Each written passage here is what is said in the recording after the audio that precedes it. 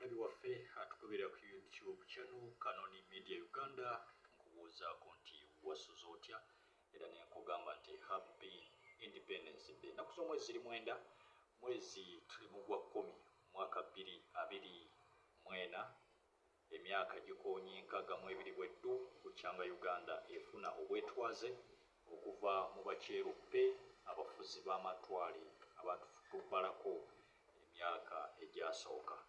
Nolwekyo nkwaniriza muzzukulu wa Mutasinga omuzirambwa mulindwa Burhan Munaggomba olwetugenda kutematema mu kye tuyita ameefuga ga Uganda.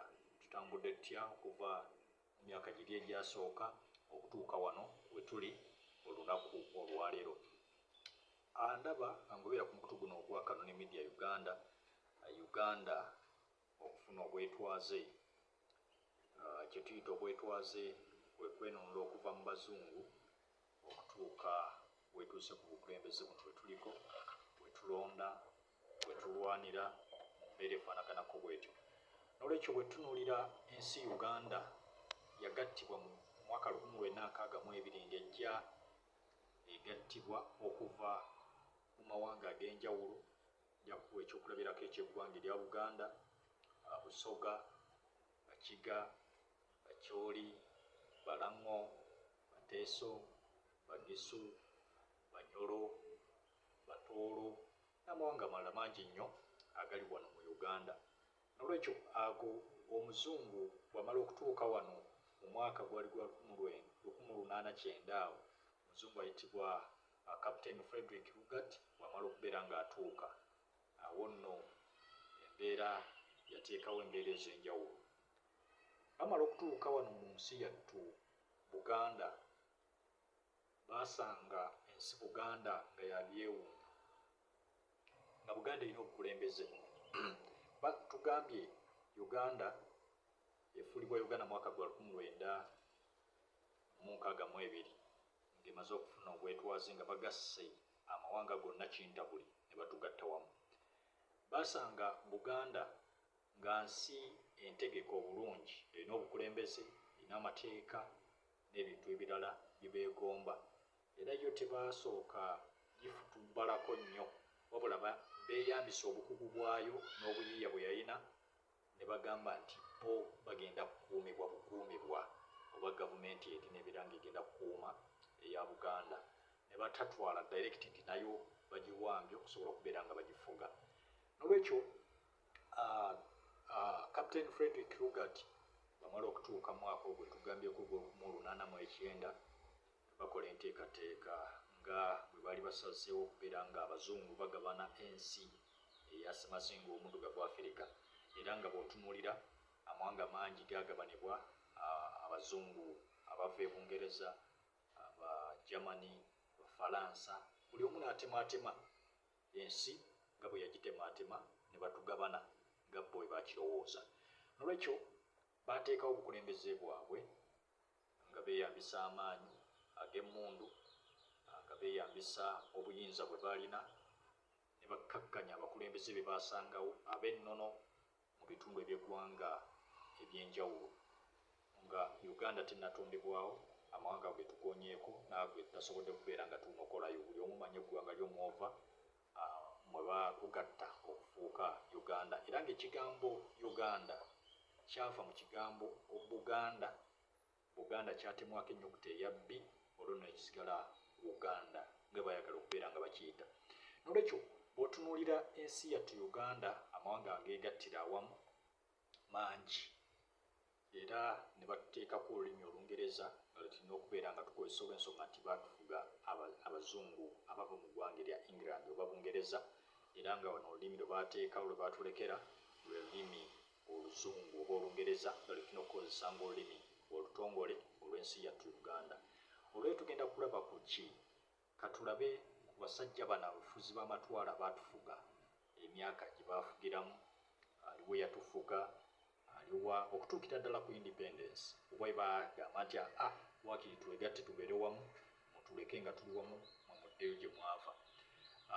Dr. oba Captain Frederick Lugard bw'amala okubeera nga ajja, yali akulira ebya security oba yakulira twaliise nga British yajjira mu kibiina ekiyitibwa British East Africa Company, bakiyita Imperial British East African Company. Bwamala okugireeta oba bwajjira mu kisinde ekyo ne batandika okubeera nga babala butya bwe tugenda okubeera nga tweddeza ettundutundu lino lye baatuuma eggula lya Afirika oluvannyuma olw'ensonga nti balisanga nga ddungi mu mbeera y'obutonde. Ebyabasumbuwa yali mbeera ya budde nti bo baali tebagimanyidde, naye nga beegomba nnyo embeera y'obudde gye baasanga wano mu nsi yattu gye baatuuma Uganda. Naye nga jjukira nti Buganda nkulu kubanga yatandika mu mwaka gwali gwa 1200 eyo ku mulembe gwa Kabaka Kintu Kato, n'olwekyo nti awo baatusanga baategeka dda obukulembeze bwabwe ng'Abaganda n'amawanga amalala, naye nga buno buli organized nnyo era nga Kabaka baabasanga nga balina obuyinza.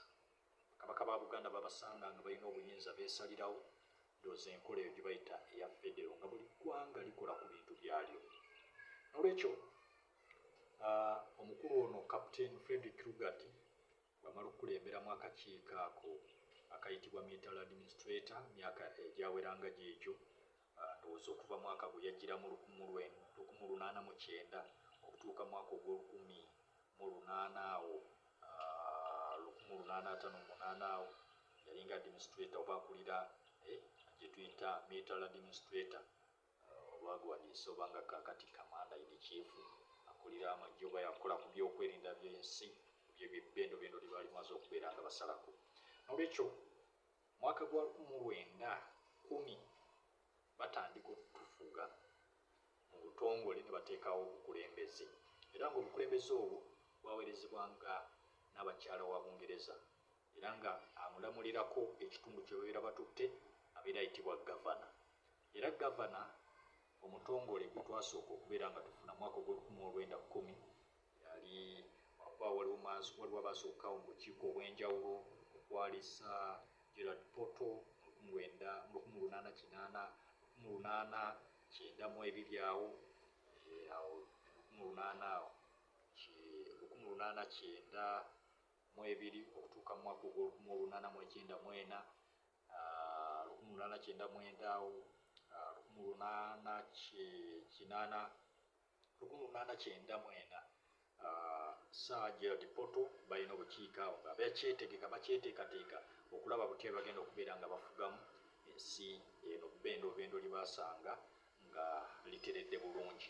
N'olwekyo mu mwaka ogw'1910 okutuuka mwaka ogw'1911 basindika gavana yasooka oba balonda gavana yasooka okufuga amawanga gano gonna getukoonyeeko nabwe tutakoonyeeko olwo nga tennafuuka Uganda. Andaba omulungi nsaba tutambulire wamu nti Uganda etandika mwaka 1962 oluvannyuma lwa independence nga tumaze okubeera nga tugifuna. Ne kati bwe tuba twogera emabega eno myaka gino, buli ggwanga eryaliwo lyalina obukulembeze obw'ensikirano era nga buli ggwanga lyekolera ku nsonga zaazo oba ezaayo ng'eggwanga eryo. N'olwekyo omwaka ogw'1910 okutuuka mwaka ogw'1911 bateekawo gavana eyitibwa Sir Henry Crowell. Oyo yateekebwawo n'afuga emyaka egyo, ndowooza gwali mwaka gumu n'aggyibwawo. Bw'atyo omwaka gwali gwa 1911 okutuuka mwaka ogw'1918 ne balonda Sir Frederick Jackson onajja okusobola okubeera nga naye akuuma ekifo kino nga bamaze okubeera nga bakyesa.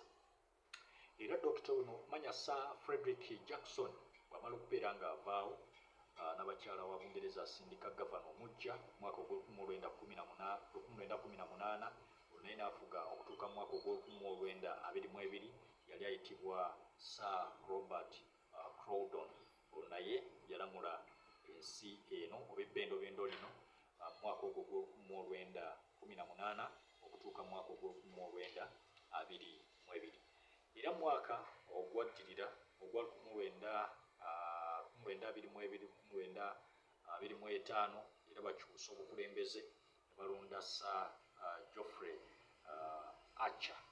Sir Geoffrey Archer naye alondebwa okubeera gavana ow'ebbendobendo lino nga terinafuuka Uganda. Ogwo nno gwali mwaka gwa 1922 okutuuka mwaka ogw'1925. Naye bw'amala okubeera nga aggyibwako wateekebwako gavana omulala. Mu mwaka gwali gwa 1925 ye n'akoma mwaka ogw'1932 yali Sir William Gore oba gwe bakazaako erya Goa. Ono yafuga ebbendobendo lino mu mwaka ogwo ogw'1925 okutuuka mwaka ogw'1932. Bwe twongerayo gavana omulala yaddako mu mwaka ogw'1932 n'akomekkereza mu mwaka ogw'1935 yali gavana ayitibwa Sir Bernard Henry. Ono nno naye yamalako emyaka egyo.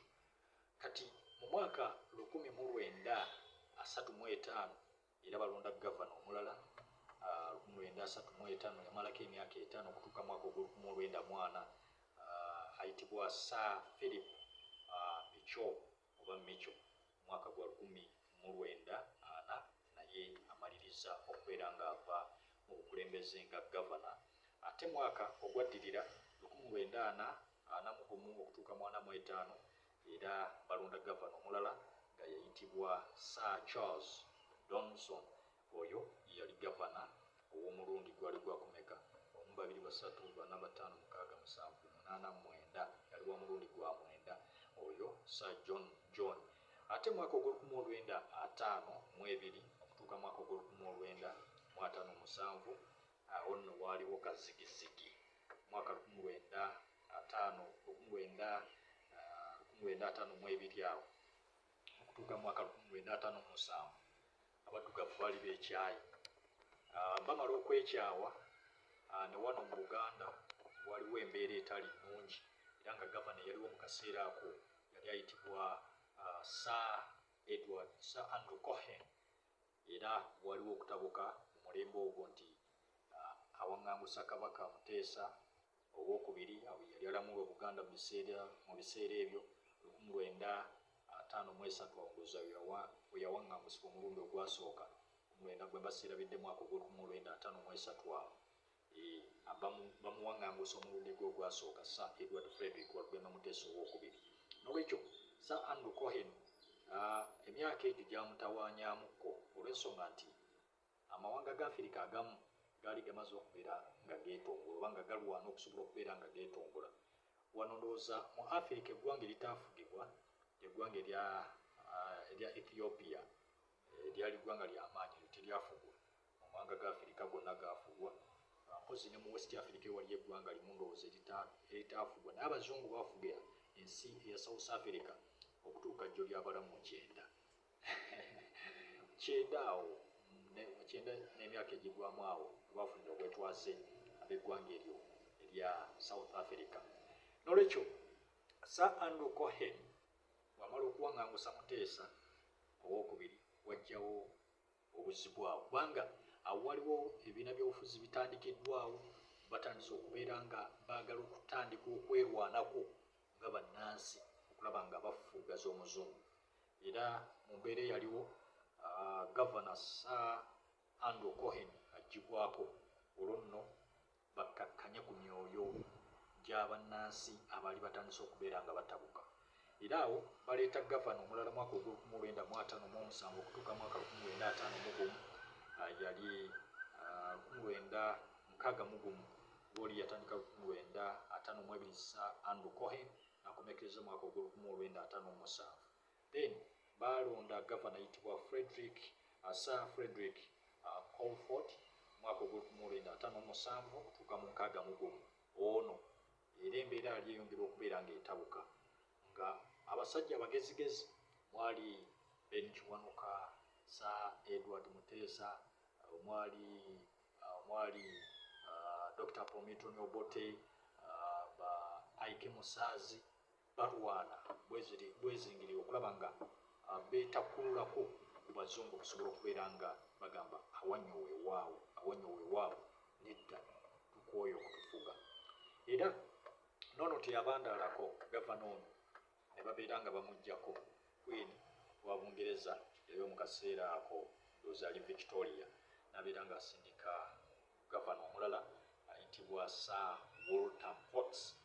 Oyo nno ye yatutuusa ku bwetwaze bw'ensi yattu Uganda. Nakkiriza n'agamba nti ewannyo weewaawo ne bakkiriziganya n'abantu abakulu abaaliwo mu kaseera ako ne bagamba nti ke kaseera ak'okubateekateeka emyaka gye tubafuze gimala tusobole okubeera nga tubawa obwetwaze mu butongole. N'olwekyo Uganda awo netandika okuteekebwateekebwa okugattibwa okusobola okufuuka Uganda eyawamu okuva amawanga ag'enjawulo agali gateereddwawo ensangi ezo oba agasangibwawo abazungu nga batusanze mu mbeera eyeyagaza obutonde bw'ensi obwali obulungi ensinga nnungi. N'olwekyo be bagavana okutandikira ku Sir Henry okutuuka ku Sir Walter. Awo tulabye 1 2 3 4 5 6 7 8 9 10 11 12 abo nno be bagavana abaafuga Uganda. Era tumala okufuna obwetwaze mu mwaka 1962 tebaatuweerawo mukisa kubeera nga tutwala entebe oba twekulembera butereevu. Awo wabeerawoko omwaka omulamba okutuuka mwaka 1963 olunaku bwali bwe luti era mwaka gwali gwa 1963 ne balonda omukulembeze eyasooka owa Uganda oba bw'oyinza okuyita first president of Uganda yali Sir Edward Frederick Walugembe Luwangula Muteesa II. Awo nyewe we tugenda okuwummuliramu tukomewo nga tufuna obwetwaze tulabe pulezidenti abakatufuga tujja kutunulirako kuba vice president then tutunuleko ne kuba speaker ab'ensi yattu Uganda. Muzzukulu wa Mutasimba Muzirambwa Mulindwa Burhan tugobere ku YouTube Kanoni Media Uganda ogenda kubeera ng'ofuna byonna ebikwata ku meefuga ag'olunaku olwajjukira nti ag'omwaka guno gali mu bitundu eby'e Busia mu buvanjuba obw'eggwanga lyattu Uganda. Nkolamu katono bwe nti